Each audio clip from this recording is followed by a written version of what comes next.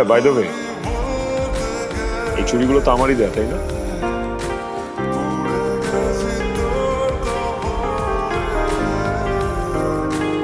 কি মানে কি? আমার দেয়া ছিল বললাম, সেই জন্য চুড়ি খুলে দিয়ে দিব আমাকে? কারণ তোমার দেওয়া কোনো কিছুই আমি আমার কাছে রাখতে চাই না। আর আমিও তোমাকে ঝগড়া করার জন্য কিন্তু সরি বলি নাই। তোমার বাবাকে নিয়ে আমি যেসব কথা বলছি আমার ওসব বলা উচিত হয়নি, তাই সরি বলছি। তাহলে সরিটা যে বাবাকে বলো, আমাকে কেন বলো? এনিওয়েজ, তুমি আমাকেই তোমার জীবনে ধরে রাখতে চাও নাই? এগুলো তো সামান্য চুড়ি। দেখো, আমি তোমার সাথে ঝগড়া করার মুডে একদমই নেই।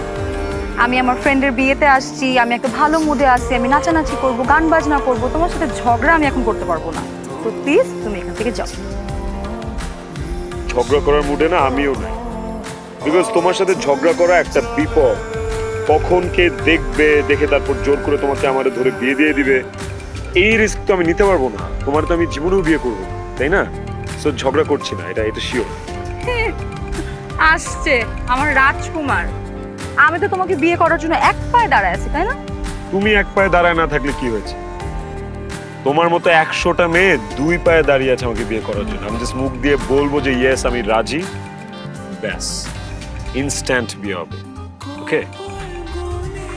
ও বাই দ্য ওয়ে, এই চুড়িগুলো তো আমার হাতে খুব একটা মানাবে না। বেটার এই চুড়িগুলো তুমি তোমার কাছেই রাখো, যত্ন করে রাখি। আফটার অল তোমার এক্স বয়ফ্রেন্ডের দেয়া চুড়ি।